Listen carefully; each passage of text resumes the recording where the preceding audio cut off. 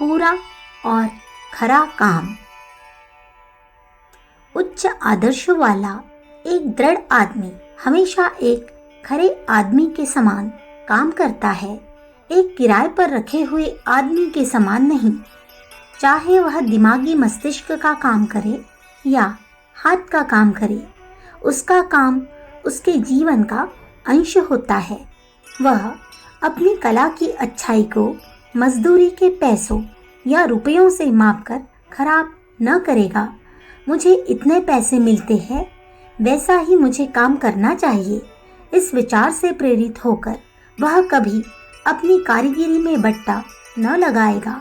एक दिन का काम उसके लिए बहुत ही आवश्यक और मूल्यवान वस्तु है और इसे वह इस ख्याल से कि क्यों कुछ पैसों के वास्ते अपने पुरुषत्व की महती शक्ति खराब की जाए, श्रेष्ठ से कम दर्जे का काम न करेगा। उसे अपनी उन्नति के लिए न तो किसी स्कीम को तैयार करने की आवश्यकता है और न अपने वेतन को बढ़ाने के लिए किसी से कुछ कहने की। यहाँ भी फिर वही नियम काम करता है कि जो आदमी योग्यता रखता है उसे पुरस्कार अवश्य मिलना चाहिए। पूरे और खरे काम के सामने सबको झुकना पड़ता है। जो छोटे से छोटा काम निकम्मा, रद्दी अथवा अधूरा किया जा सकता है, वही परमात्मा की सेवा या अपने कर्तव्य समझकर सारे चातुर्य तथा कला से अच्छी तरह भी किया जा सकता है। किसी भी स्त्री या पुरुष के वास्ते इससे अधिक लज्जा और गिरावट की बात क्या होगी कि उसे एक काम को दोबारा करने के वास्ते इसलिए कहा जाए कि उसने अपना काम ठीक तौर से नहीं किया है, अधूरा किया है।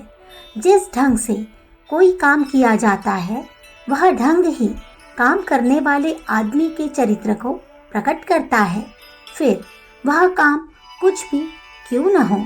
जो आदमी व्यक्तित्व प्राप्त करने की इच्छा करता है, उसे कभी किसी काम को अधूरा और रद्दी न करना चाहिए। उसका लक्ष्य अपने काम के हर एक भाग को पूर्ण रूप से करना ही होना चाहिए। वह आदमी चाहे किसी भी परिस्थिति में काम क्यों न कर रहा हो, उसका पथ प्रदर्शक नीति वाक्य यही होना चाहिए कि खरा और पूरा काम करो। जो आदमी अपने मालिक की उपस्थिति में, उसकी हाजिरी में तो काम को लगन के साथ करता है, किंतु मालिक के पीठ फेरते ही सुस्ती से काम को भद्दा या मामूली करना आरंभ कर देता है, वह न किसी शक्ति को प्राप्त करता है और न प्रभुत्व को पाता है। ऐसे आदमी इस प्रकार के व्यवहार से अपने लिए एक ऐसी अवस्था पैदा कर लेते हैं जो उसे अपने भविष्य पर जरा सा भी विचार करने पर भयभीत कर देगी। क्या हम अपने लिए अच्छी अवस्थाएं की इच्छा करते हैं?